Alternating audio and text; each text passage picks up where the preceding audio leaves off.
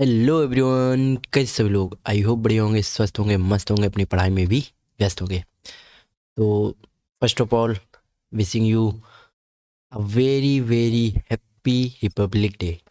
I know कि ये video आपके पास 27 ऑफ जैन को आ रहा है, फिर उसके बाद भी आ रहा है, but I am shooting this video on 26 of Jan and my message are for you guys. I hope हम लोग सभी लोग साथ मिलके इतने अच्छे से काम करेंगे, अपनी पूरी मेहनत करेंगे, अपना पूरा 100% देंगे, जिससे कि हम अपनी कंट्री को आगे ले जाएं और अपने कंट्री सिटीजन्स एंड उन लोगों को थोड़ा सा प्राउड फील करा पाएँ जिन्होंने अपना सब कुछ दे दिया सिर्फ एक आज़ादी के लिए। एंड हैप्पी कि हम लोग डेमोक्रेटिक कंट्री हैं, और डेमोक्रेटिक कंट्री वही होता है जिसका एक कॉन्स्टिट्यूशन होता है। कॉन्स्टिट्यूशन होता है जिसमें एक लॉ होती है, जिसमें अपनी अपनी जुडिशरी होती है, जिसमें अपनी अपनी लेजिस्लेटिव असेंबलीज होती हैं, और and all this goes into the polity. Okay, politics session में फिर करते रहेंगे कभी कभी। चलिए, आज हम लोग करने वाले हैं अपने वो कैब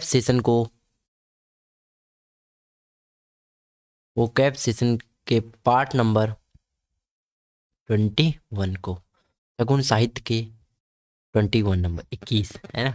चलिए, तो पास्ट के जितने वीडियोज हैं 1 से लेकर 20 पार्ट, और उसके पहले की पार्ट भी अगर आपको देखने हैं तो अभी यहाँ पर एक तो आई बटन पे क्लिक कर सकते हैं, आप वहाँ से सभी वीडियोज देख सकते हो। नहीं तो सबसे सिंपल काम है, इस वीडियो के बाद में आप डिस्क्रिप्शन बॉक्स में जाना, वहाँ पर सबसे आखिरी में आपको एक इंग्लिश PYQS सीरीज मिल रही होगी, इंडिया इंग्लिश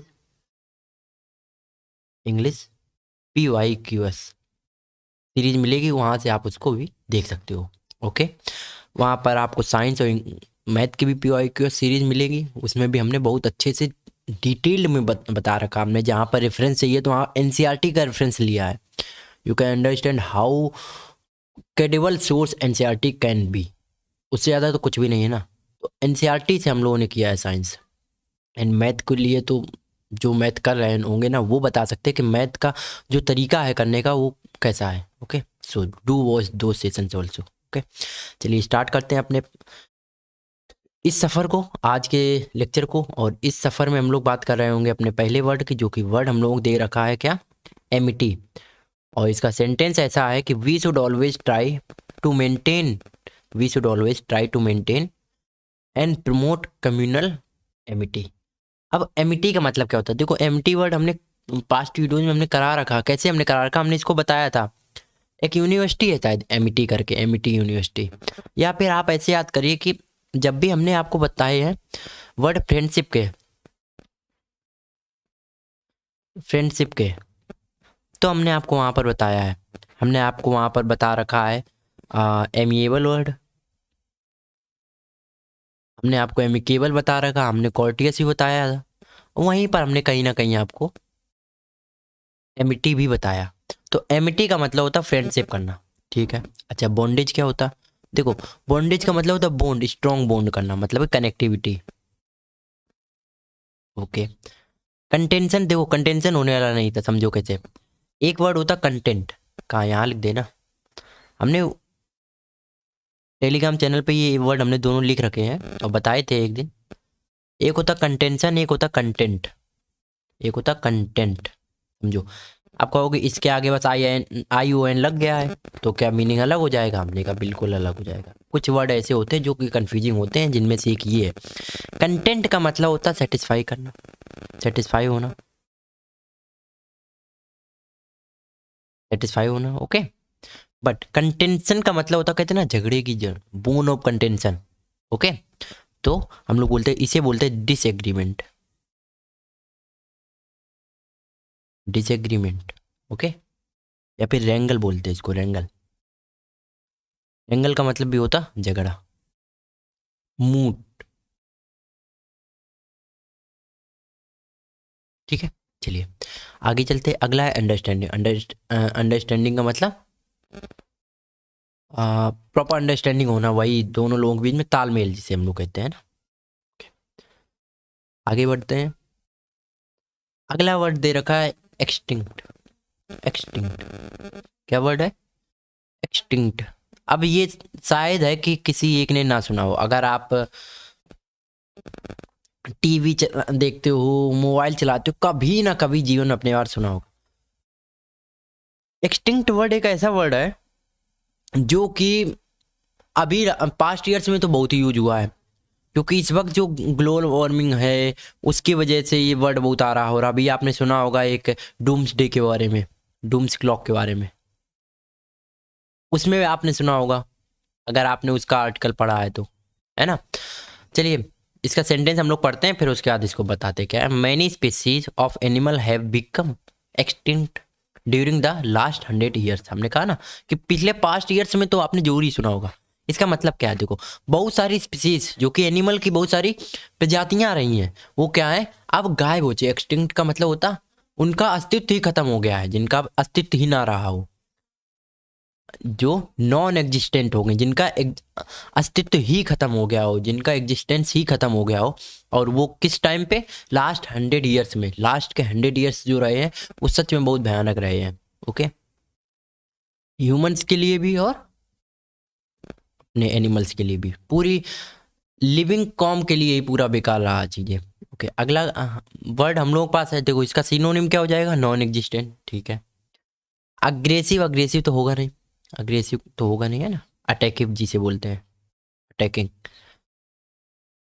अटैकिंग। ठीक है, फीबल का मतलब तो कमजोर करना होता। फीबल का मतलब तो डिसइंटीग्रेट, डिसइंटीग्रेट का मतलब भी होता है तोड़ना, मतलब कमजोर करना।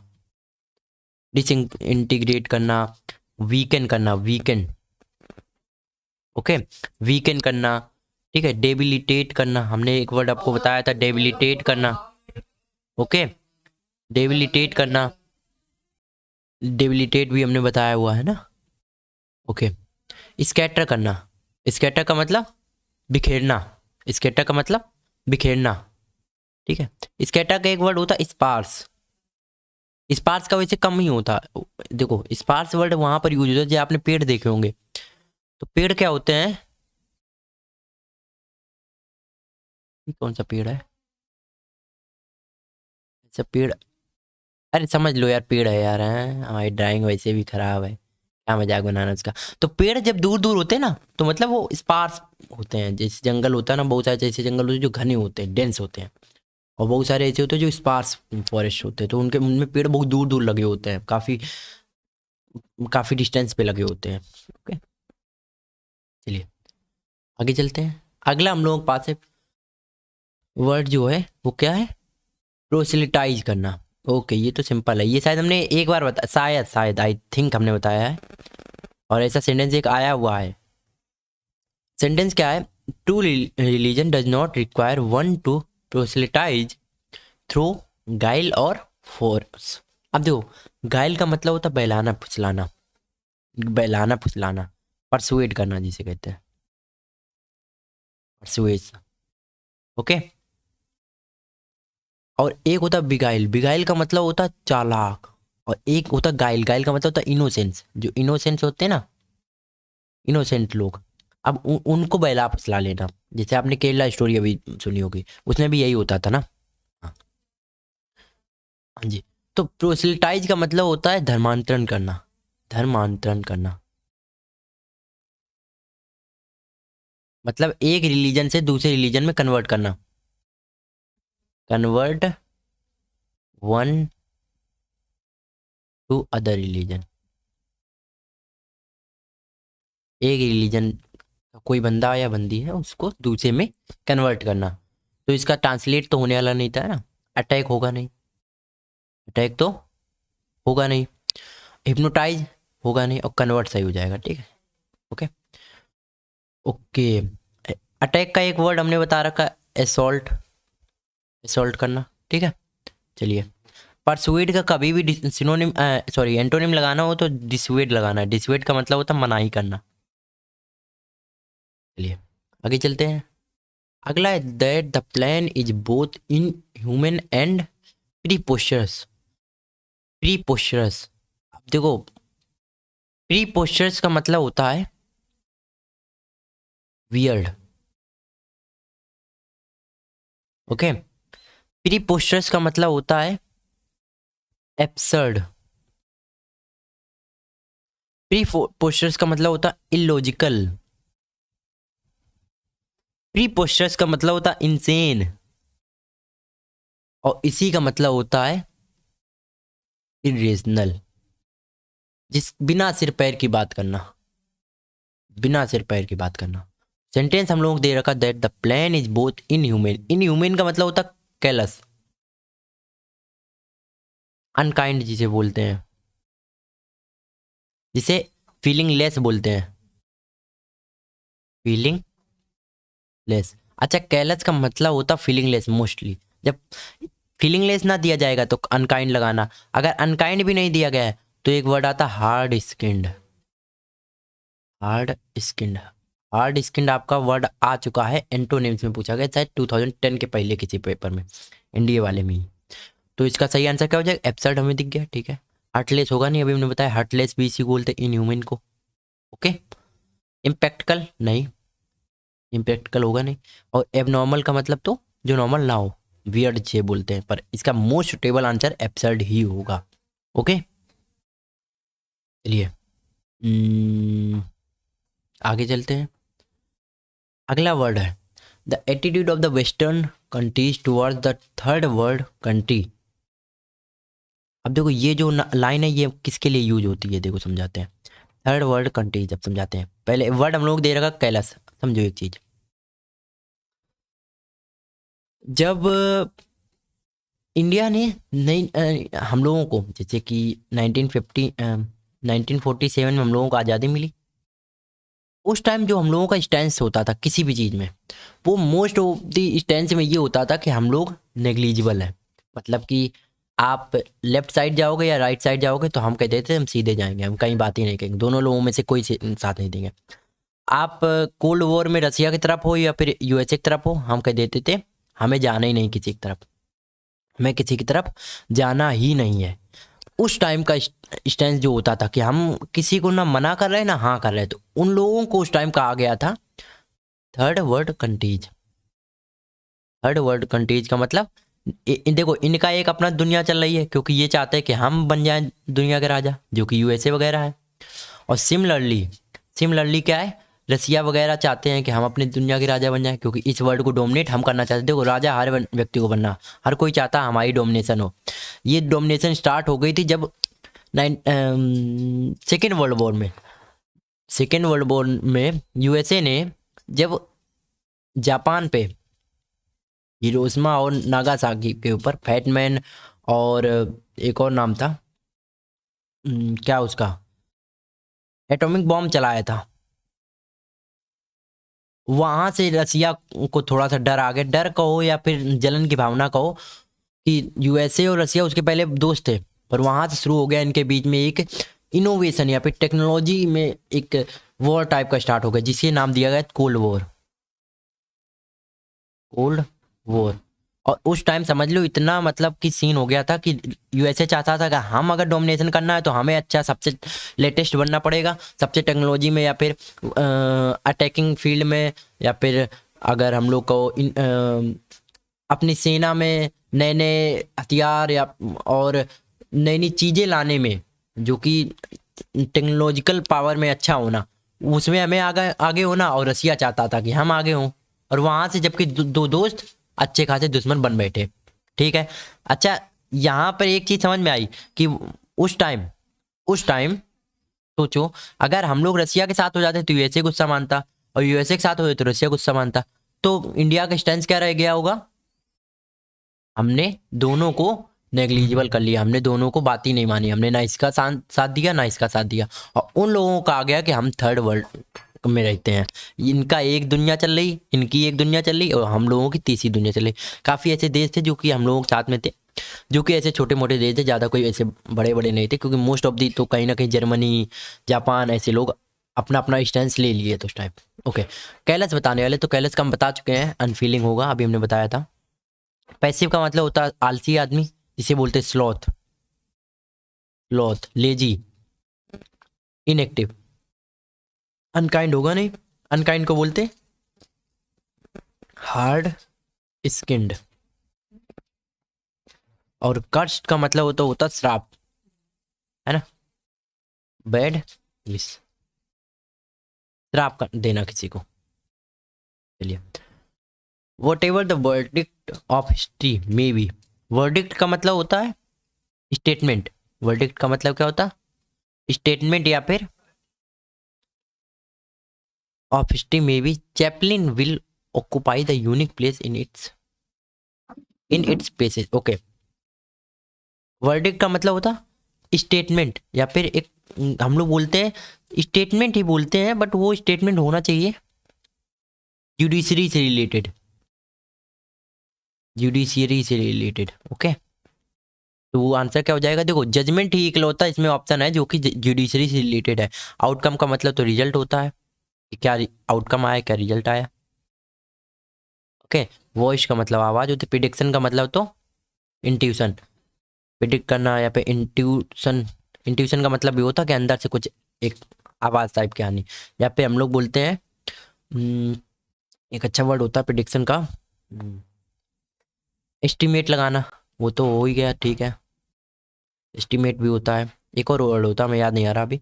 और जजमेंट की स्पेलिंग यहाँ पर गलत दे रखी, तो जजमेंट की स्पेलिंग सही होगी JUGMENT। ओके, ये होगी सही स्पेलिंग। चलिए, अगला वर्ड हम लोग पास दे रखा कोरोबोरेटेड। कोरोबोरेटेड, कोरोबोरेट का मतलब क्या होता है? साथ देना या फिर वेरीफाई करना। वेरीफाई करना, कंफर्म इसका सही आंसर होगा। अब समझो, कंफर्म हो गया, ठीक है। डिसअप्रूव करना तो इसका एंटोनिम हो गया, ठीक है, डिसएग्री करना। डिसअप्रूव करना या फिर डिसएग्री करना। कंडेम करने का मतलब तो बुराई करना होता है, जिसे हम लोग बोलते हैं स्कोल्ड। हम लोग इसी को बोलते हैं क्रिटिसाइज करना। और सेकंड, देखो सेकंड के 3 मीनिंग आते हैं, सही तो आंसर तो नहीं होगा। एक सेकंड तो पल वाला होता है, वही टाइम सेकंड, और मिनट वाला, ठीक है, वो हो गया। एक सेकंड का मतलब होता है दूसरा, कौन सी रैंक आई है आपकी, सेकंड रैंक आई है। और एक सेकंड का मतलब होता है कोरोबोरेट, या फिर देखो कोरोबोरेट नहीं लिखेंगे आप, क्योंकि कहोगे कि ये तो इसका सिनोनिम हो जाएगा ना। देखो, ये होता है एग्रीमेंट तो होती है कि हम एग्री कर रहे हैं किसी बात पे, बट इनफॉर्मल मैनर होता है ये। ओके, इनफॉर्मल मैनर होता है, ठीक, डन इतना। ओके, आखिरी वर्ड हम लोग के पास जहाँ तक होगा, नहीं इसके बाद 2 और हैं। अरे अरे अरे, अभी हैं, ठीक ठीक ठीक, चलिए। तो अगला वर्ड हम लोग पास है what ever opinion he gives is Sen. अभी हमने ऊपर बताया था सेन का मतलब क्या होता है, सॉरी सेन नहीं होता है, तो इनसेन बताया था इनसेन। इनसेन का मतलब होता है वियर्ड, पागलों वाली हरकत करना, जिसे हम लोग बोलते हैं जिनके सिर पैर, बिना सिर पैर की बात करना। और सेन का मतलब क्या हो जाएगा? सेन का मतलब होता है रीजनल, जिसकी बातों में कोई लॉजिक हो, मतलब जिसे हम लोग बोलते हैं लॉजिकल। ओके, तो सही आंसर क्या होता है? रीजनल, ठीक है। ऑब्सक्योर का मतलब होता है जिसके आर पार ना दिखाई दे, ठीक है, या फिर धुंधला, नॉट क्लियर। एरोगेंट का मतलब होता है घमंडी। एरोगेंट का मतलब घमंडी, जिसे बोलते कंसीट। वाइल्ड का मतलब तो जानवर होते ही होता है। अच्छा, वाइल्ड का एक मतलब और ये होता है अनकाइंड में, क्योंकि जंगली जानवर अनकाइंड होते हैं। या फिर एक वाइल्ड का मतलब होता है स्ट्रॉन्ग। एक वाइल्ड का मतलब होता है स्ट्रॉन्ग, सुना होगा, जो वो आती हैं डियो वगैरह, उसमें कहते हैं ना ये वाइल्ड डियो है, क्योंकि इसकी खुशबू देर तक रहती है, तो वो स्ट्रॉन्ग फीलिंग के लिए बताते हैं। ओके, अगला वर्ड हम लोग के पास दे रखा क्रेडिबल। अब क्रेडिबल तो बहुत बार सुना होगा, जिसने मैच में देखा होगा तो सुनता रहता होगा। आकाश चोपड़ा की कमेंट्री, उसमें कहते हैं ना इनक्रेडिबल शॉट। तो इनक्रेडिबल का मतलब अभी हमने बताया था, इनक्रेडिबल का मतलब जिस पे भरोसा ना हो। इनक्रेडिबल का मतलब अविश्वसनीय, और क्रेडिबल हो जाएगा जिस पे भरोसा हो, जिसे हम लोग बोलते हैं बिलीवेबल, ठीक है, सिंपल। अच्छा, फॉल्स का मतलब तो सभी पता है, गलत होना होता। रीडेबल का मतलब जिसे पढ़ सकें, जिसे पढ़ सकें। ओके, और प्रेजवर्दी का मतलब जिसकी प्रशंसा करें, जिसकी प्रशंसा करें, जिसे हम लोग एक बोलते हैं लाउडेबल। लाउडेबल, ये ए है, एक होता है लाउड, LOUD वाला, ये होता है आवाज तेज में। ओके, जिसे हम लोग बोलते हैं डीफनिंग। डीफनिंग का मतलब इतनी तेज आवाज कि कान बहिरे कर दी है। Very loud, thunderous. ओके, चलिए अगला वर्ड है catching snakes can be hazardous. देखो हजार्डस का मतलब हम बता चुके हैं, पर इसमें जो ऑप्शन दे रखे हैं ना वो बहुत क्लोज दे रखे हैं। हजार्डस का मतलब होता है खतरे वाला, जिससे कुछ खतरा हो, जैसे कि सुना देखा होगा जो आजकल पेस्टिसाइड्स आते हैं उसमें नीचे लिखा होता है hazardous, use with its precautions, है ना, उसमें लिखा होता पीछे हजार्डस होना। या फिर वो देखा होगा अगर पेट्रोलियम की गाड़ी, उसमें भी पीछे लिखा होता है हजार्डस चीज़। तो हजार्डस का मतलब जिसमें आपको खतरा हो, तो ट्रिकी तो होगा नहीं और डिफिकल्ट भी नहीं होगा। अब हार्मफुल का समझो, हार्मफुल का मतलब होता है कि इससे पक्का नहीं कि ये हमारा खतरा देगा। जैसे कि नाइफ है एक, अब नाइफ का दोनों चीज़ें यूज हो सकती हैं, एक खतरे में भी हो सकती है और एक अच्छे में भी हो सकती है। तो knife can be harmful, but जो हैजार्डस का मतलब होता है वो पक्का पक्का है, डेंजरस है, वो तो डेंजरस है। अब नाइफ ऐसा तो है नहीं डेंजरस ही हो, बट हाँ जो स्नेक पकड़ना है वो डेंजरस है भाई, काट लिया तो कुछ ना कुछ तो खतरा है। अगर नहीं उसका पॉइजन होगा तो आपको हार्ट अटैक तो आ ही जाएगा, एटलीस्ट हमारे जैसा होगा तो 2 बार आ जाएगा हार्ट, है ना। चलो इतने वर्ड थे, आई होप कि आज के वर्ड आपको सभी समझ में आए होंगे। और अगर आपने लिखे हैं तो अपनी कॉपी के तरह नंबर बता देना कितना हो गया, कि बहुत दिनों से हम लोग कर रहे हैं, कितना हो गया है और कितने वर्ड्स आप लिख चुके हो। और अगर उन्हीं वर्ड्स को रिपीट कर रहे हो तो देख लेना कितनी बार ये वर्ड्स रिपीट हो गए हैं।